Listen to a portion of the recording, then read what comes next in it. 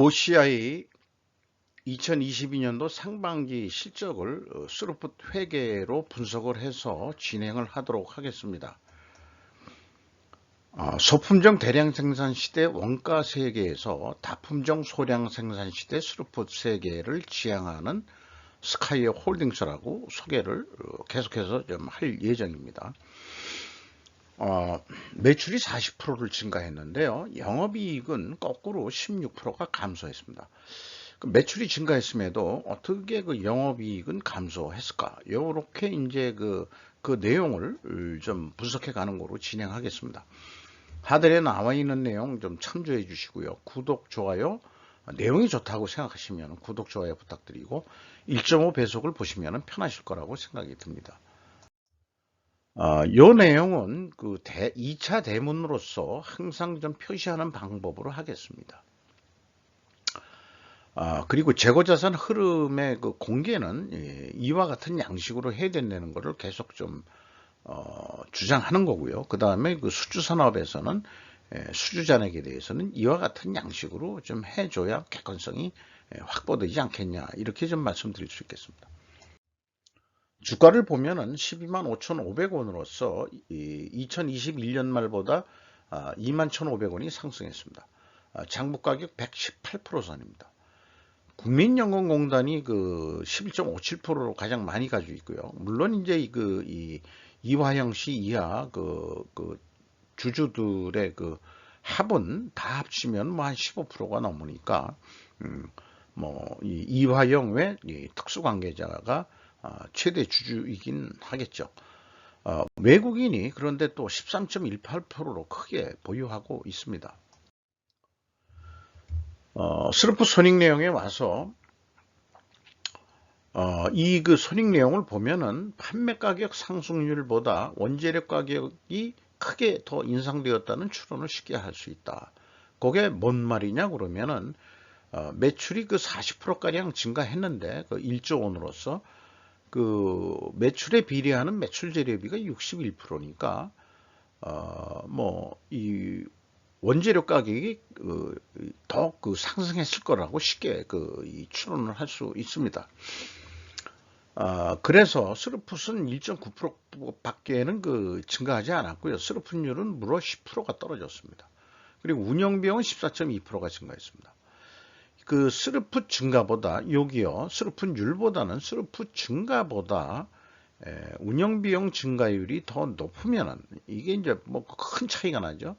그럼 사업 진행을 좀 중단하라는 신호로 받아들여야 될 건데, 기업이란 것은 좀 그러지 못하고 있는 상황이 좀 문제가 될 수 있겠죠. 뭐 결단을 내서 판매 가격을 더 올리든지 그래야 되는데, 자관 상반기까지 영업이익은 내려갔습니다. 영업이익이 그 911억 원으로서 그 16% 감소했고요. 원가 회계 영업이익보다는 23억 원이 적은 수치입니다. 이것은 가공비 배부 재고자산이 증가했기 때문입니다.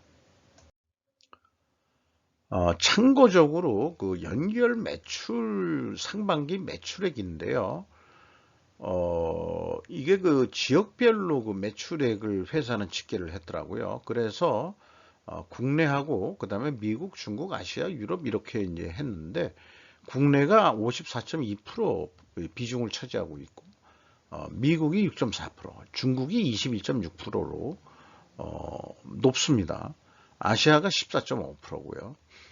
뭐 이익률이 남는 게 중국에서 거의 국내 판매하는 것보다는 좀 약간 낮지만은 이익률 확보는 가장 높다고 할 수 있겠습니다. 미국 같은 경우에는 이제 그 환율 관계도 뭐 영향을 좀 미칠 수 있겠죠. 요 대목에서 좀 제가 느낌이 오는 것은, 왜 연결 재무제표를 공시 의무사항으로 해서 공시들을 늦게 하게 만들고, 상반기가 지금 8월 15일이니까 한 45일 후에 지금 나오고 있는 거죠. 주석 데이터도 개별 재무제표가 아닌 연결 재무제표 주석으로 가름하는 내용들이 중에 하나가 또 되겠습니다.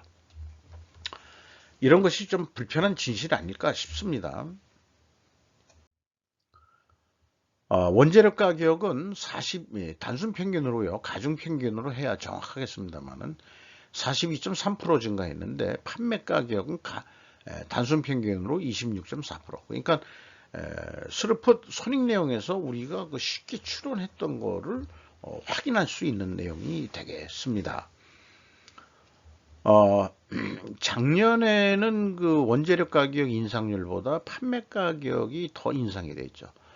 특히 눈에 띄는 것은 폴리실리콘 태양광용이 작년에는 176.1%나 크게 이제 급등을 했었습니다. 판매 가격이. 그래서 이 OCI는 그 폴리실리콘이 이제 이 주요 이슈이긴 합니다. 그래서 폴리실리콘은 그 Mg 마그네슘 실리콘, 실리콘 마그네슘이라고 우리말로 불러야 될까요? 를 정제하여 만드는 초고순도 제품으로 태양전지 및 반도체 웨이퍼의 핵심 소재로 사용된다. 근데 그 하나 솔루션을 이 종전에 그 분석을 했는데 웨이퍼의 수입을 전량 수입에 의존하는 것으로 그렇게 되어 있습니다. 웅진 에너지인가요? 거기서 국내 아이고 죄송합니다.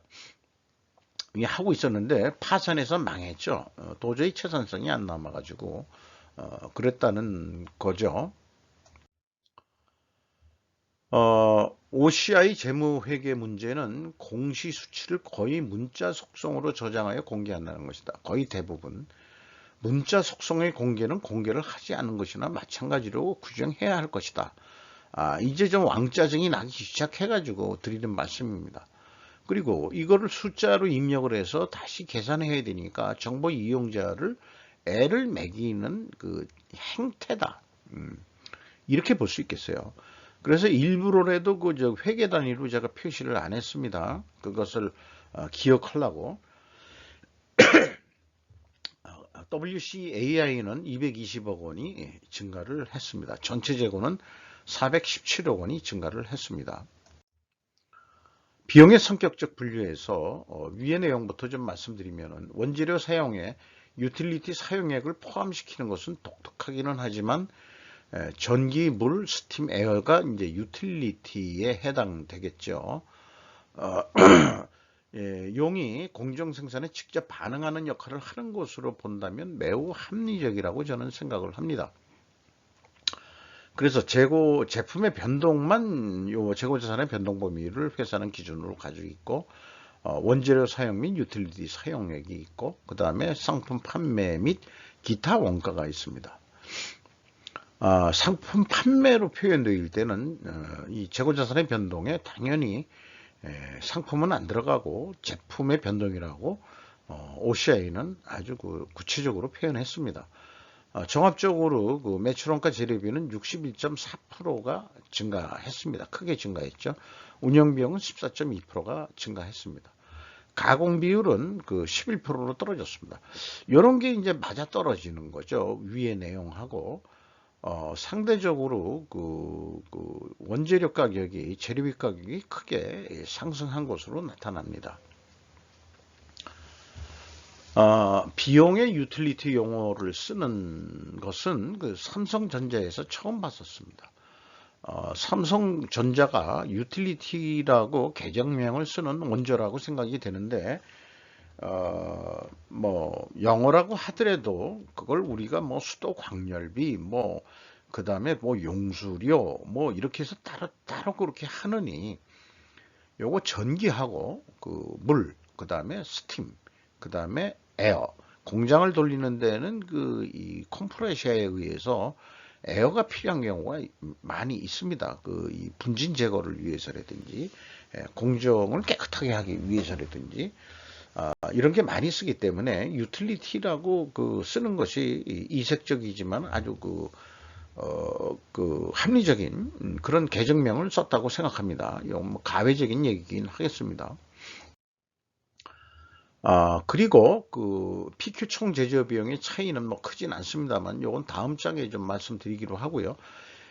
운영 비용 중에서 인건비가 874억 원이 집행이 돼서 10.7% 증가했습니다. 직원 수는 37명이 증가했는데 상반기 평균 임금은 5,400만 원, 연간 1억 790만 원 정도 예상이 됩니다. 보너스가 나간다면은 더 상승할 소지가 있다고 봅니다. 운반비가 많이 들어가는데 31.3%가 증가했습니다. 제가 알기로는 그 OCI가 과거부터 그 동양 제철화학이라고 해서 가성소다 이런 거를 많이 취급했던 거로 알고 있는데 지금은 직접 만들지는 않고 수입해다가 파는 것 같기도 하고 그렇게 지금 알고 있습니다. 2단계 그 재고자산의 변동 범위 차이는 상품의 증감액의 차이가 되겠습니다. 그 다음에 그 현금 흐름표 기준 전체 재고자산의 증감액도 일치를 합니다. 여기까지 그 1단계에서부터 3단계 재고자산 매출원가 회계 투명성은 입증이 될 수 있겠습니다. 근데 아까도 말씀드렸지만은 정말 문자 수치들을 숫자 속성으로 재입력해서 분석하는데 시간 투자가 되고 있고 낭비적인 시간을 내가 흘려보냈다 OCI 때문에 그런 생각을 지울 수가 없어요. 한마디로 괘씸죄가 있다 이런 얘기입니다. 경영평가 지표에 와서 요 위의 내용대로 먼저 읽어보겠습니다. WCAI 회전율은 상승했고 스루풋율은 하락을 했습니다. 이렇게 역방향이면 부식회계 개연성 가정을 합니다. 근데 1단계에서 3단계를 보면은 그 투명하다고 제가 가정을 했잖아요. 그 반대 가정이 나오게 되는데 그러면은 이 반증을 당연히 할 수 있어야 되는데 원재료 가격 하락이나 판매 가격 하락으로 입증해야 됩니다. 근데 그 원재료 가격이 단순 평균으로 42% 상승했고 판매 가격은 26%뿐이 아까 상승을 안 했거든요. 그러면 이 반중 추론이 이 성립이 안 되는 거죠. 그런데 판매 가격은 26% 올랐다 그래도 원재료 가격에 비해서 상대적으로 안 올라갔으니까 이거는 이제 판매 가격이 하락했다. 그래서 스루풋율이 내려갔다. 이렇게 볼 수도 있는 겁니다. 그래서 50%는 성공하지만 50%는 입증되지 않습니다. 반증을 위한 다른 결과를 찾아보려고 무턱 애를 써봤는데 다른 결과가 뭘까? 내 가정이 투명하다는 가정이 성립이 되려면은 다른 말하자면 증거를 찾아야 되는데 전혀 제 머리로는 찾을 방법이 없고요. 생각나는 게 이 재고 회전율을 수량으로 제가 한번 산출해 볼 수 있는 기회가 있었으면 좋겠어요. 그 다음에 가서 이제 좀 따져보고 싶어요. 그러나 취급품하는 품목이 사업 부분이 3가지인가 4가지가 돼가지고 좀 복잡하긴 할 것입니다. TOE 생산성 떨어졌고, 임팩트 미래 가치는 크게 증가한 것도 없고요. 대동소이하고 매출 채권 수금 속도 좀 빨라졌고, 그 다음에 대금 지급 속도, 매입 채무에 대한 속도 빨라졌습니다. 이것은 이제 바람직하다고 볼 수 있겠어요. 캐펙스 자본적 투자는 1868억 원이 투자가 됐고 종속기업 비율은 47%로 증가했습니다. 50%가 넘으면 이제 지주회사 성격이 되는 거죠.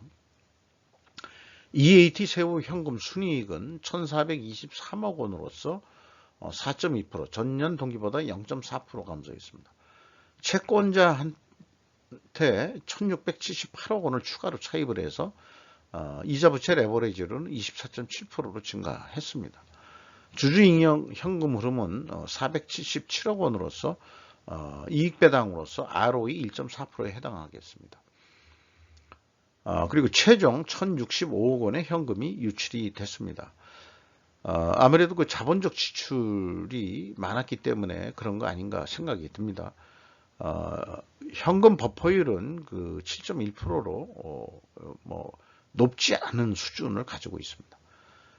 이익잉여금률은 2.5% 상승했습니다. 이렇게 해서 나온 데이터들을 가지고 원가 회계 패러다임으로 생각하는 연말 매출액은 이 생각을 해보면은 그냥 단품 납품 비율하고 생각을 해보죠. B2B 거래로. 207만 원짜리 견적을 내면은 요게 그대로 계약되면은 18만 6천 원의 이익을 낼 수 있는데 일반적으로 깎지 않습니까? 그래서 200만 원의 계약이 됐다 그러면은 14만 원 이익이 난다. 그러면은 계획만큼 매출을 일으키려면은 얼마나 더 팔아야 되냐 그러면은 8%를 더 매출을 증가시켜야 되는 거로 되어 있습니다. 요 경우에 이제 그 재고가 15% 증가한다고 가정을 했을 때 그렇다는 얘기죠. 그 매출 원가는 총 제조 비용보다 재고가 증가하면은 이렇게 매출 원가가 하락하는 것으로 이렇게 나옵니다. 그래서 이 재고가 증가하면 이 18만 9천 원의 그 재고 이익이 포함이 된다. 아직 팔리지도 않은 재고에 대한 이익을 미리 계산해 버린다는 원가 회계의 마법이 있는 것입니다. 팔리지도 않은 물건에 대해서 이익이 났다고 계산하는 게 과연 옳은 일일까요?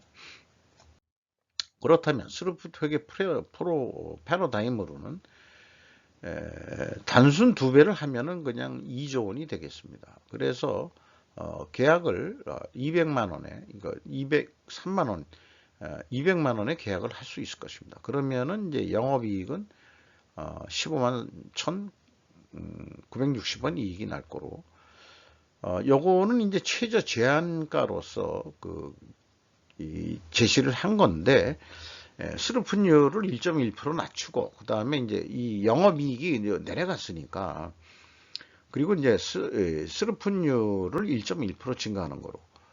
요게 이제 이 상호 대응 관계죠.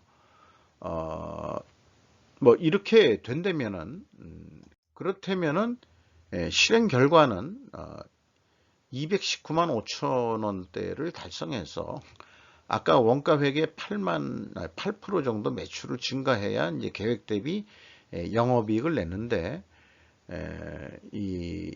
말하자면은 이 판매 가격은 안 올리더라도 재고 회전율만 많이도 아니고 4.9%만 증분을 한다면은 8.2% 매출 증가 효과가 있어가지고 20만 원의 그 이익을 낼 수 있겠다. 그러면은 100만 원 단위로 다시 환원해서 얘기하면은 2조 1,959억 원의 매출을 일으켜서 2천억 원대의 영업이익을 낼 수 있다.